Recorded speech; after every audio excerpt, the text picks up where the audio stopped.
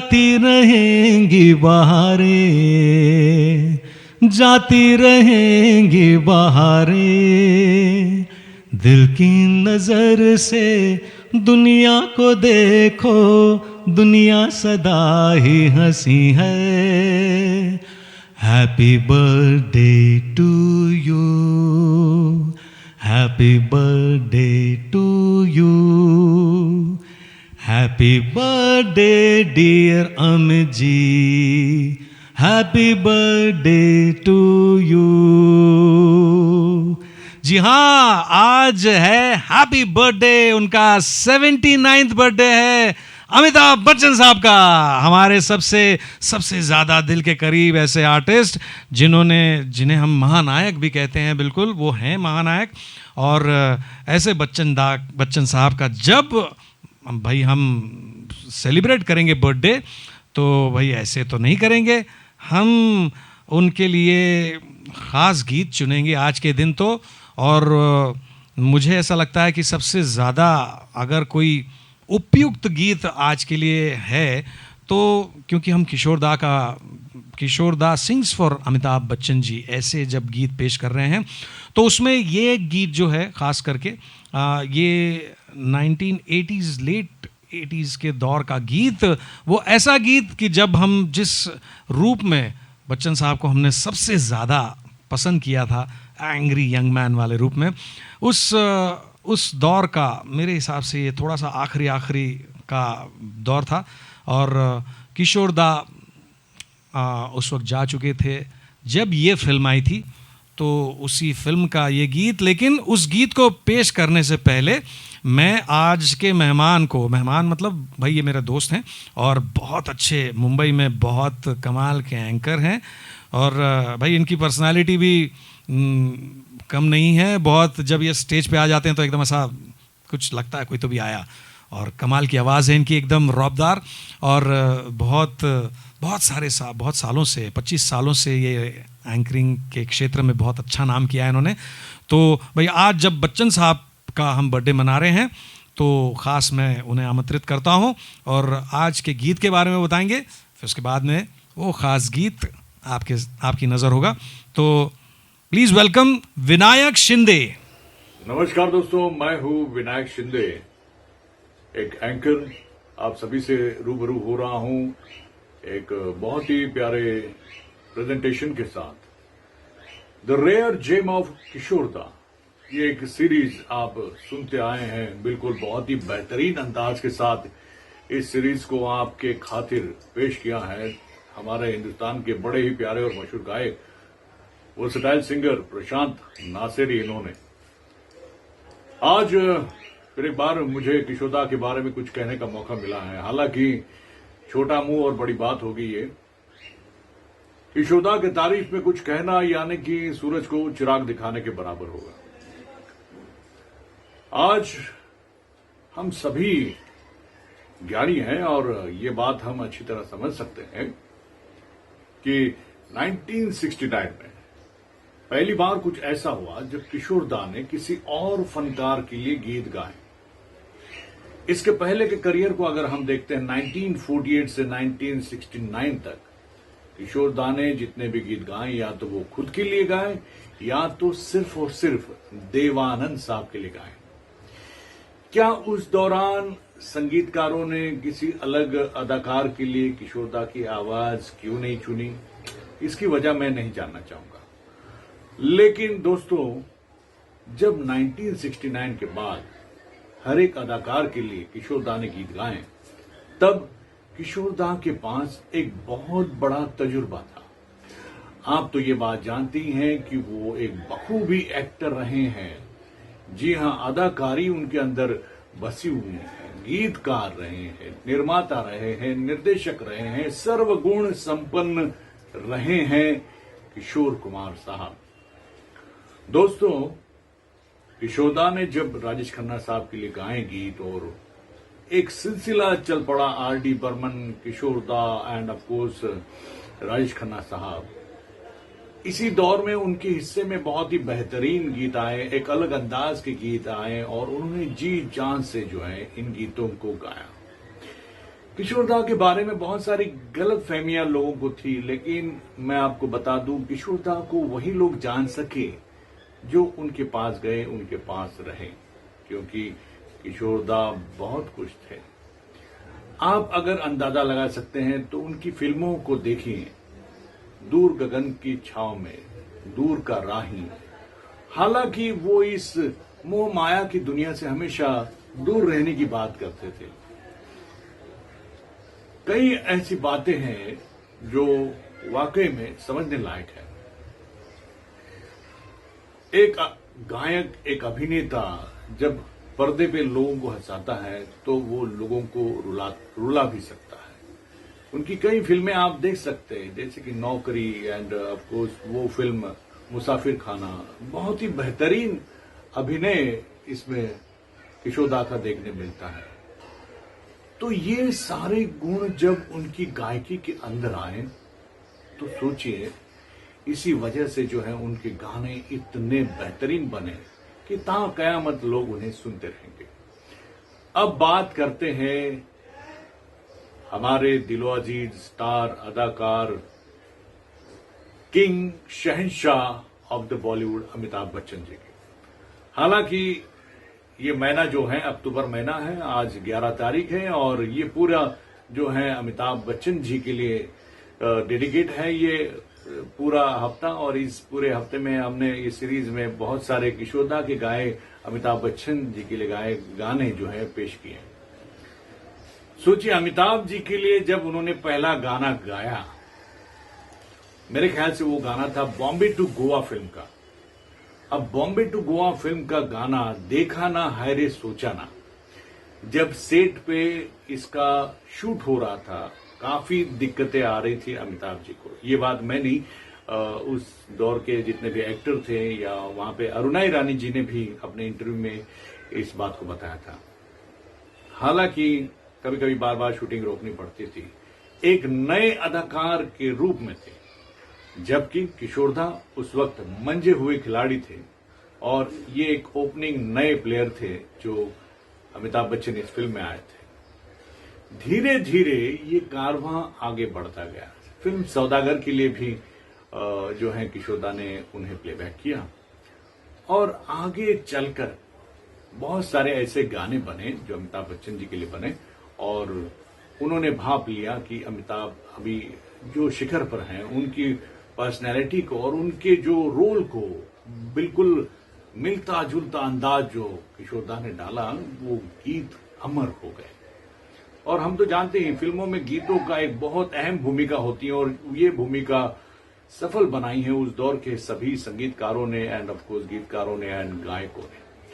तो ये कमाल के गीत गाए अमिताभ बच्चन जी और अमिताभ बच्चन बनने के लिए भी उन्हें बहुत देर लगी, क्योंकि बॉम्बे टू गोवा, बंदे हाथ, रास्ते का फत्तर, मिलाप और एक और मूवी जो आई, लेकिन इसमें एक फिल्म और आई थी मिली, जिसमें वाकई में एंग्री यंग मैन लग रहे थे अमिताभ बच्चन। एक अलग भूमिका उन्हें मिली थी और इस फिल्म में भी एक बहुत ही बेहतरीन गीत था जो किशोरदा ने गाया हुआ था।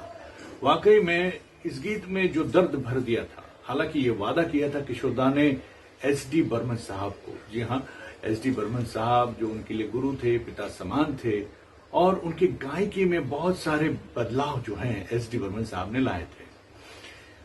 तो वादे के मुताबिक जो है इस गीत को गाया था। वो आखिरी वक्त था एस.डी. बर्मन साहब का और वो बेड पे थे जब ये गाना रिकॉर्ड हो रहा था।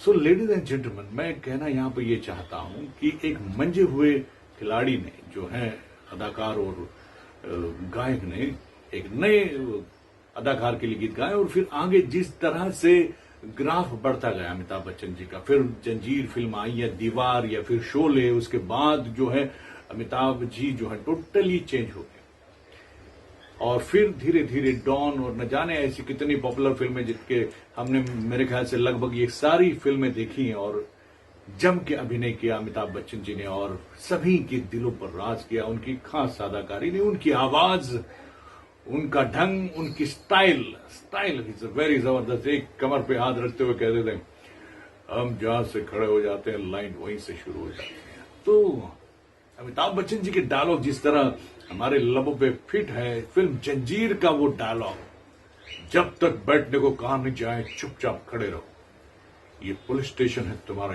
जुए का अड्डा नहीं।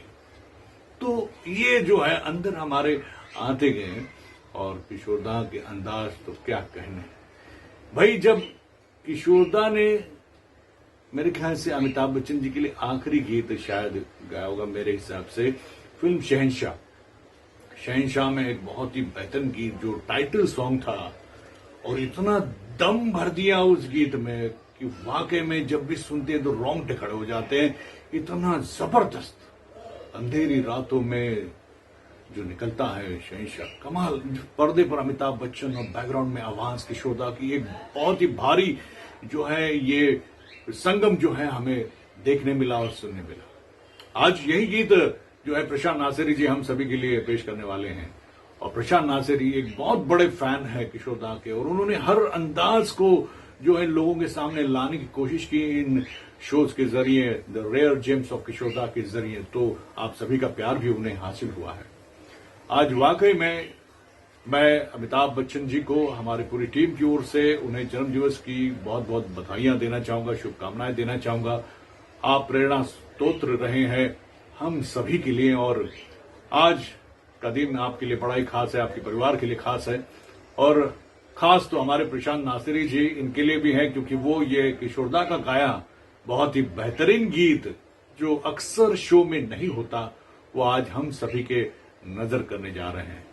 सो देर किस बात की, आइए दोस्तों सुनते हैं फिल्म शहंशाह से इस बेहतरीन गीत को जिसे हम सभी के नजर कर रहे हैं, प्रशांत नासिरी जी। धन्यवाद विनायक, आपने जिस खूबी से बच्चन साहब के बारे में बातें बताई हैं और ख़ास भाई आज तो ख़ास दिन है, आज बच्चन साहब का जन्मदिन है और मैं भाई विनायक जी के बाद में मैं फिर से आया हूँ, गीत में पेश करने वाला हूँ, लेकिन मैं कुछ ख़ास बातें इस गीत से रिलेटेड और इस फिल्म से रिलेटेड मैं भी कुछ शेयर करना चाहता हूँ क्योंकि हर एक के हमारी ज़िंदगी में किसी न किसी फिल्म का, किसी गीत का कुछ शायद इम्पोर्टेंस होता है। तो वैसे ही मेरे लिए इस फिल्म का और इस गीत का मेरी ज़िंदगी में भी कुछ इम्पोर्टेंस है क्योंकि मुझे याद है मैं स्कूल के दिनों में मेरी एग्ज़ाम ख़त्म हुई थी और पिताजी मुझे इस फिल्म को हम देखने गए थे क्योंकि वो फिल्म रिलीज़ हो चुकी थी और मेरी बहुत इच्छा थी, लेकिन फिल्म क्योंकि रिलीज़ वो एग्ज़ाम्स के पहले हुई थी तो मैं नहीं देख पाया था। तो ये मुझे फिल्म देखने के लिए गए थे और तब पिताजी ने उन छुट्टियों में टेप रिकॉर्डर, उस ज़माने में भी बड़ी उसके लिए क्रेज़ होती थी, टेप रिकॉर्डर लिया था और उसमें आपको याद होगा हम लोग रेडियो के ज़रिए और इसके ज़रिए हम रिकॉर्ड करते थे। तो मैंने भी कुछ गीत रिकॉर्ड करके पहली कैसेट और पहला जो गीत था वो ये गीत था। मुझे पता नहीं क्यों किशोरदा का गाया हुआ ये गीत मुझे बहुत ज़्यादा भाता था। उसमें जो उन्होंने कि हम जो बच्चन साहब को हम जो जानते थे, देखते आए थे एंग्री यंग मैन वाली भूमिका में, उसमें ये फिल्म जो थी शहंशाह, ये उनके उस ढलता हुआ वक्त था जिसमें एंग्री यंग मैन वाली इमेज उनकी धीरे धीरे कम हो रही थी, लेकिन उसमें ये इनका एक लास्ट, मैं कहूँगा कि ये गीत था और लास्ट फिल्म थी जो बहुत सक्सेसफुल भी रही। और किशोरदा भी इस फिल्म के दौरान जब ये रिलीज़ हुई तब किशोरदा नहीं थे हमारे साथ में, तो उनका ये वैसा आखिरी गीत, मैं कहूँगा इस तरीके का जो गीत था वैसा आखिरी था। और कुछ बातें और इस फिल्म से रिलेटेड मैं थोड़ी सी जो विनायक जी ने नहीं बताई मैं बताना चाहूँगा। इस फिल्म में के जो डायलॉग्स थे, इस फिल्म के पहले तो मैं बताऊंगा कि जो डायरेक्शन था वो टीनू आनंद जी, जो टीनू आनंद जी बच्चन साहब के बहुत अच्छे दोस्त, उन्होंने इसके पहले कालिया फिल्म बहुत सुपर डुपर हिट फिल्म बनाई थी और डायलॉग्स के लिए वो भी फिल्म बड़ी कामयाब रही थी। तो बच्चन साहब तैयार हो गए उस फिल्म को, लेकिन बहुत ज़्यादा लंबा गैप हो गया क्योंकि कुली के वक्त उनको ये स्क्रिप्ट सुनाई गई थी, बच्चन साहब को पसंद आई थी, लेकिन बाद में एक्सीडेंट के बाद में और वो पॉलिटिक्स में चले गए, उस दौरान थोड़ा सा लंबा खिंच गया और फिर ये फिल्म फाइनली बनी और रिलीज़ हुई 1988 में।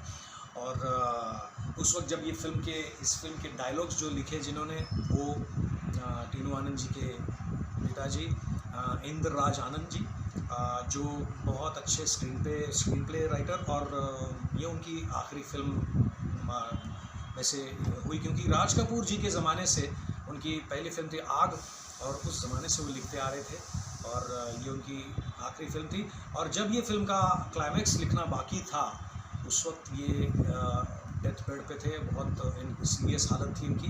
तो टीनू आनंद जी को बहुत चिंता थी पिताजी की भी, और भाई क्लाइमैक्स कैसा होगा।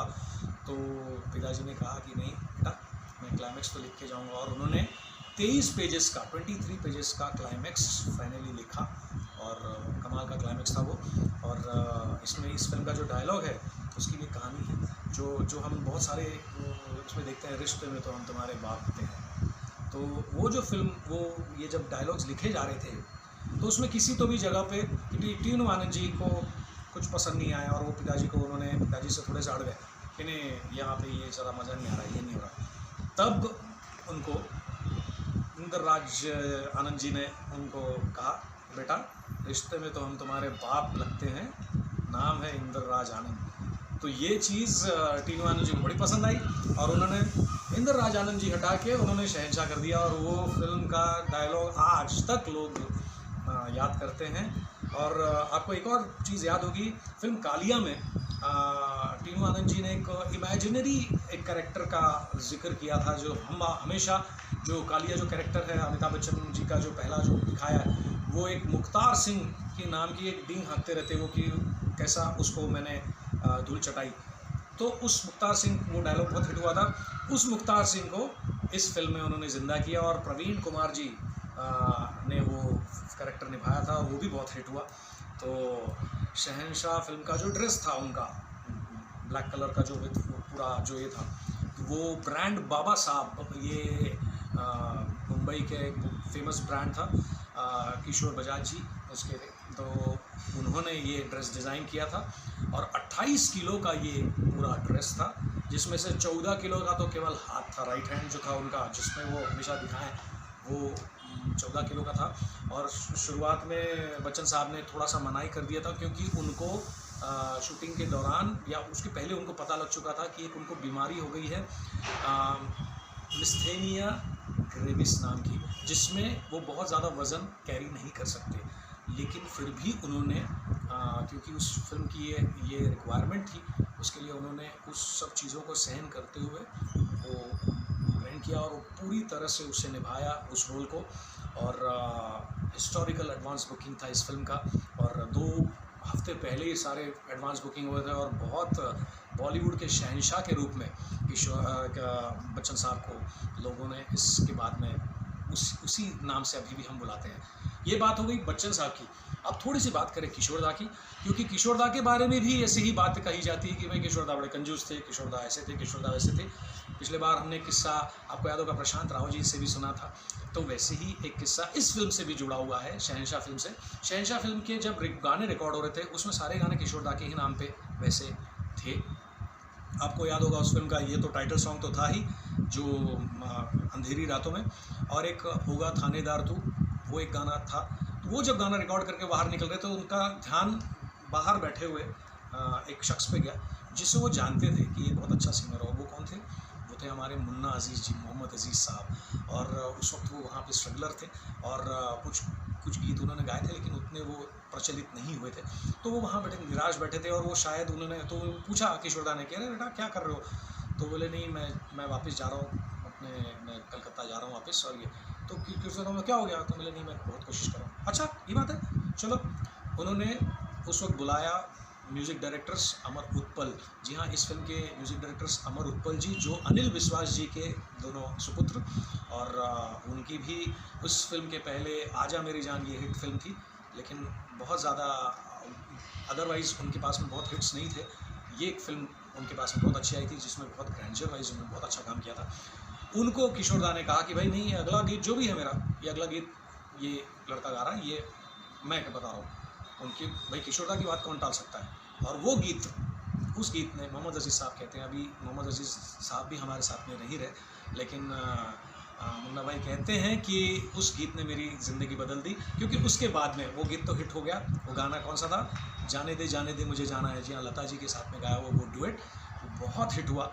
और उस गीत के बाद में उनकी भी निकल पड़ी, उनको भी बहुत सारे गीत मिले, बहुत सारे हिट गीत मिले। आपको याद होगा राम लखन से लेके बहुत सारी फिर सीरीज़ मिली उन्हें, तो वो भी कहते हैं कि किशोर दा ने मेरी ज़िंदगी बना दी।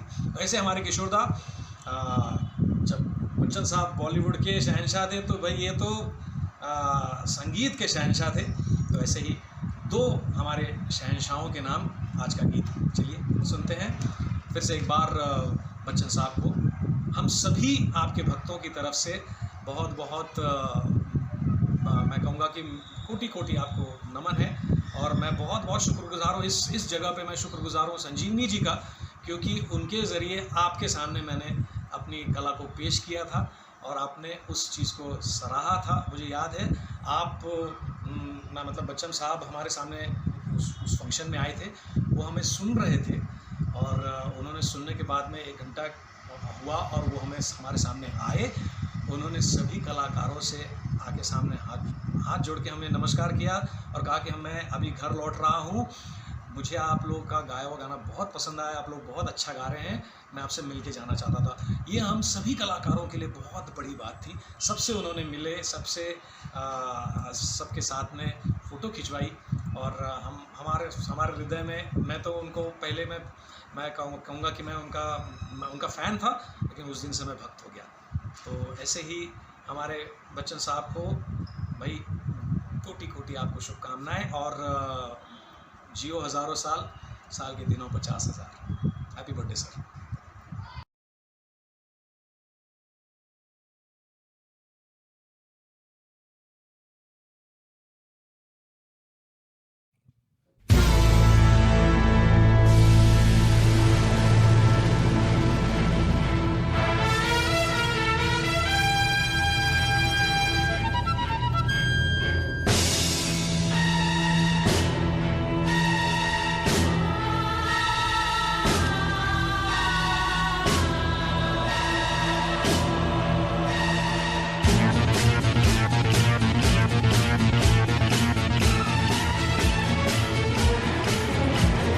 अंधेरी रातों में सुनसान राहों पर, अंधेरी रातों में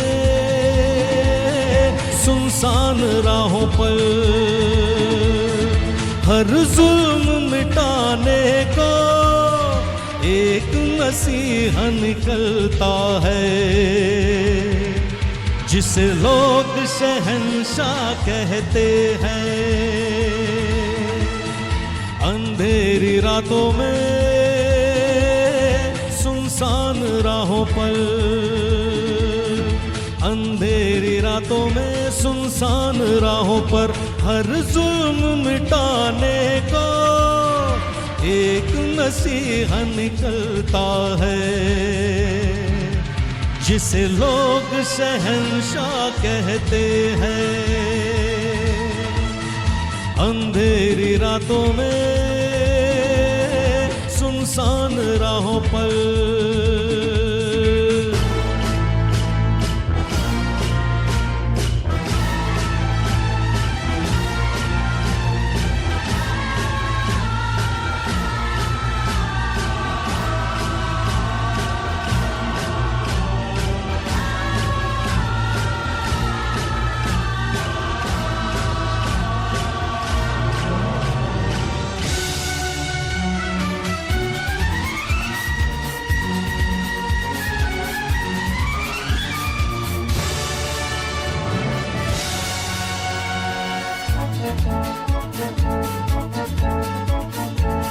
जैसे निकलता है तीर कमान से, जैसे निकलता है तीर कमान से, देखो ये चला वो निकला वो शान से। उसके ही किस्से सबकी जुबां पे, वो बात है उसकी बातों में। अंधेरी रातों में सुनसान राहों पर, अंधेरी रातों में सुनसान राहों पर, हर जुल्म मिटाने को एक मसीहा निकलता है, जिसे लोग शहंशाह कहते हैं। अंधेरी रातों में सुनसान राहों पर,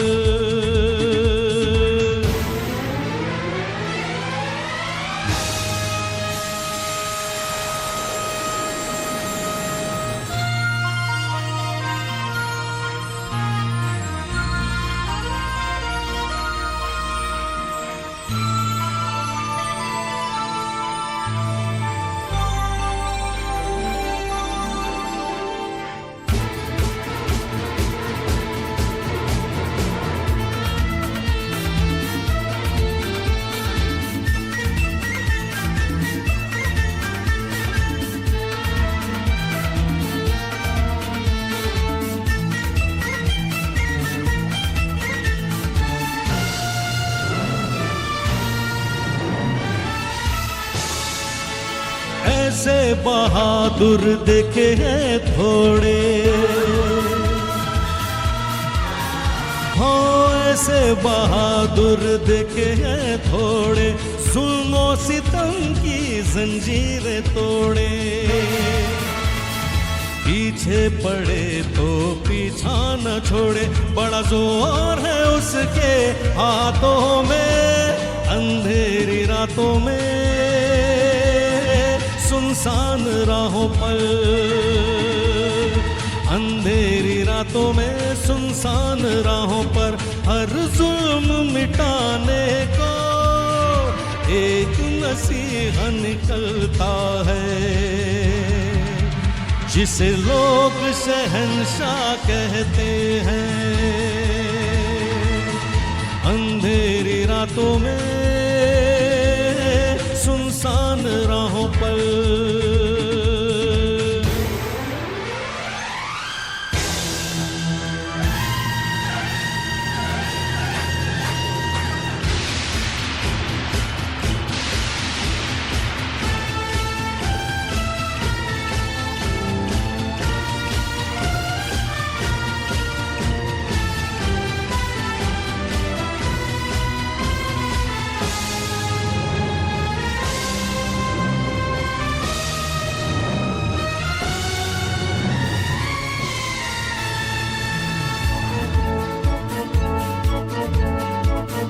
शहर की गलियों में वो फिरता है,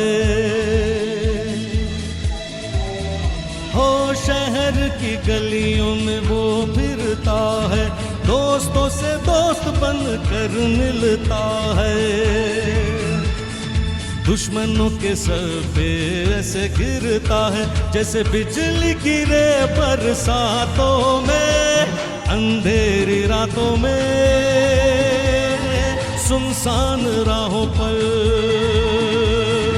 अंधेरी रातों में सुनसान राहों पर, हर जुल्म मिटाने को एक मसीहा निकलता है, जिसे लोग शहंशाह कहते हैं। अंधेरी रातों में सुनसान राहों पर, अंधेरी रातों में सुनसान राहों पर।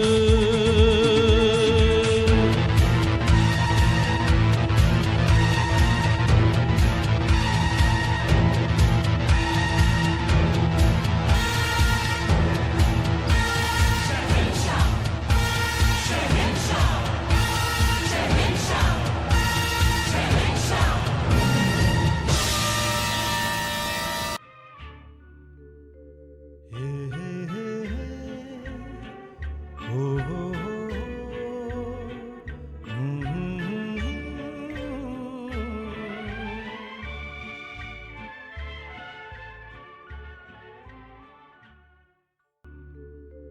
हे